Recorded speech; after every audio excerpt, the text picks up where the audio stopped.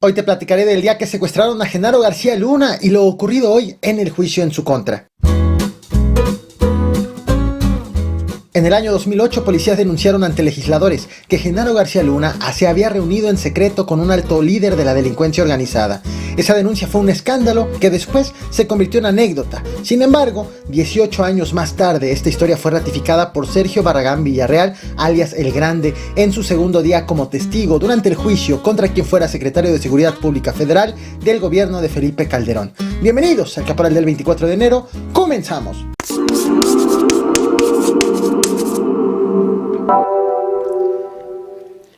El 16 de noviembre del año 2008 salió a la venta esta edición de la revista Proceso que te muestro en pantalla.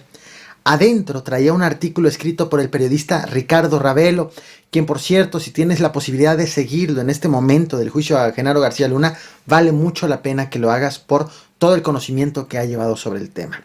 El artículo que publicó fue un escándalo y contribuyó a marcar a Genaro García Luna como un servidor público con oscuras ligas con la delincuencia organizada. Para entonces, Genaro García Luna era secretario de Seguridad Pública Federal y transcurría el gobierno de Felipe Calderón. Hoy lo que apareció en estas páginas fue ratificado durante el juicio que le están haciendo a García Luna en una corte de Brooklyn en Nueva York.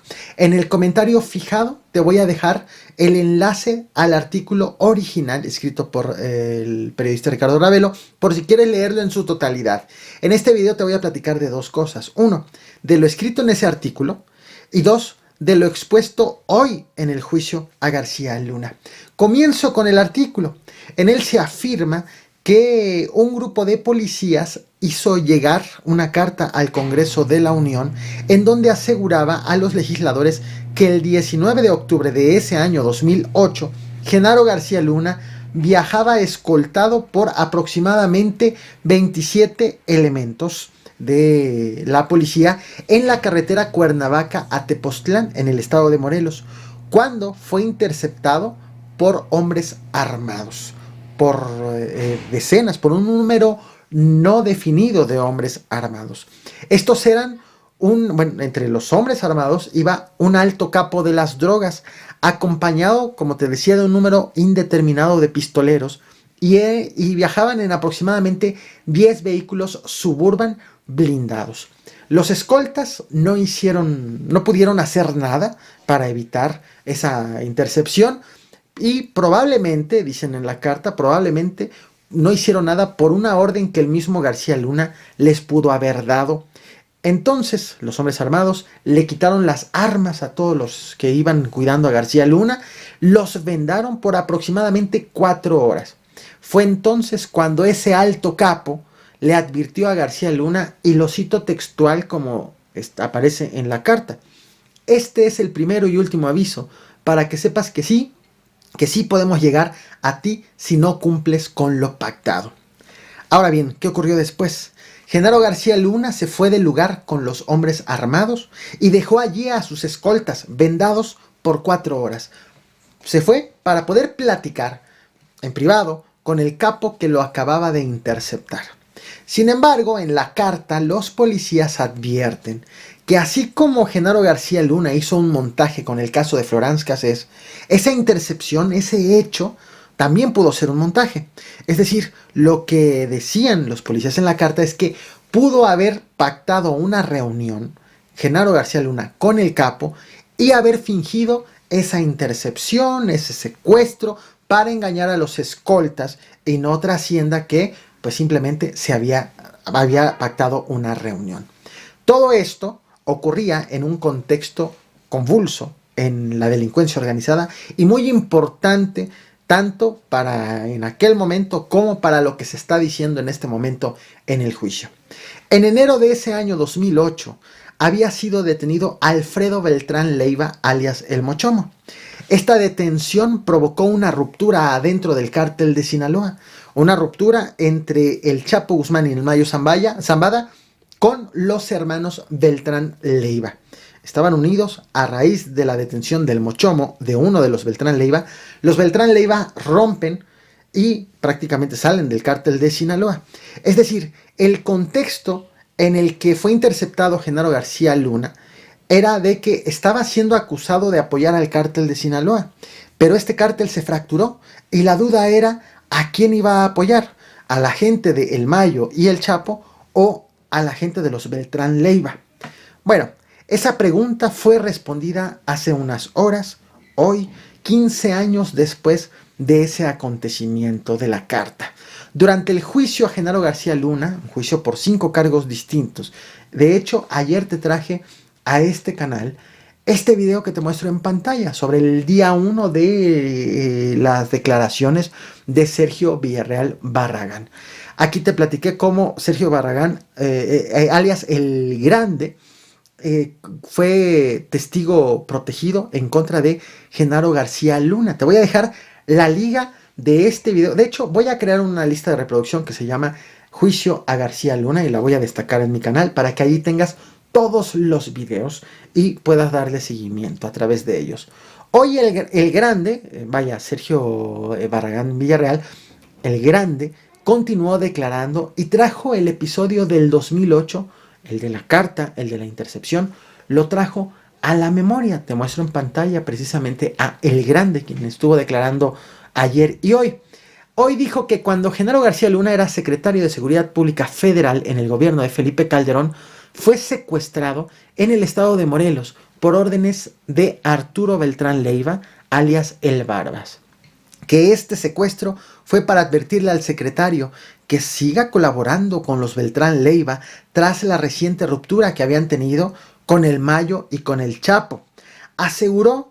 El Grande aseguró que en esa ocasión García Luna fue llevado, cuando dejaron a los escoltas vendados por 4 horas, se llevaron a García Luna a Cocoyoco, en Morelos, en donde estaba allí El Barbas, quien le dejó en claro que sabía cómo llegar a él. Pasadas unas horas, El Grande aseguró que dejaron en libertad a García Luna y aunque no precisó la fecha en lo que ocurrió esto, no lo precisó en el juicio, su relato coincide con lo dado a conocer oportunamente por la revista Proceso.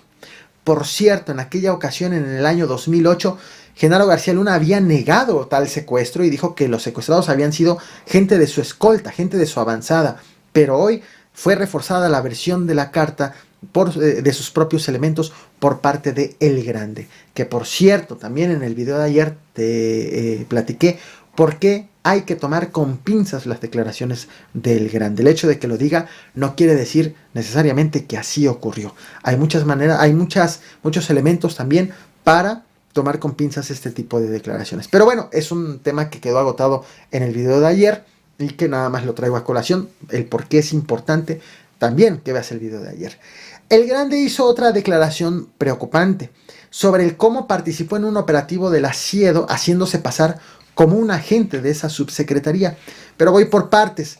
En medio de la disputa que sostenían, por un lado el Mayo y el Chapo, contra los Beltrán Leiva, el 20 de octubre del año 2008 fue detenido el hermano de El Mayo Zambada, Jesús Zambada García, alias el Rey Zambada, a quien estás viendo en pantalla, es el que está hasta la derecha, el que está hincado del lado derecho. Esta detención se hizo en la colonia Lindavista, en el entonces Distrito Federal, y corrió a cargo de elementos de la SIEDO, de la Subprocuraduría especializada en delincuencia organizada.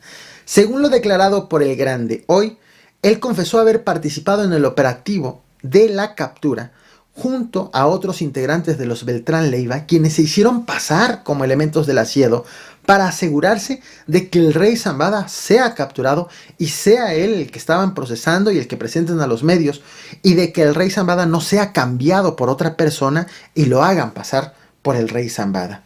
¿Por qué querían asegurarse de eso? ¿Por qué vigilaron el operativo tan de cerca? Bueno, El Grande aseguró que en varias ocasiones ya le habían pasado al ejército la ubicación del Rey Zambada, pero se habían enterado que militares le habían vendido esa información al Rey Zambada, de tal forma que él había podido estar evadiendo la captura.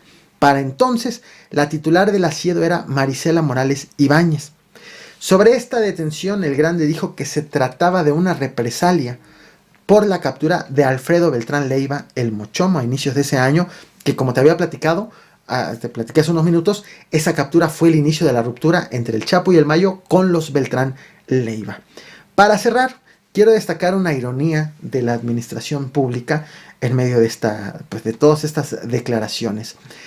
Para entonces, la subsecretaría que hizo el operativo para detener al rey Zambada se llamaba Subsecretaría de Investigación Especializada en Delincuencia Organizada. Y vaya que, a juzgar por lo dicho en el juicio, pues parece que estaba especializada en delincuencia organizada. Actualmente esa subsecretaría ha cambiado el nombre, ha invertido un par de palabras para ya no ser la SIEDO, sino la SEIDO, que significa Subsecretaría Especializada en Investigación de Delincuencia Organizada.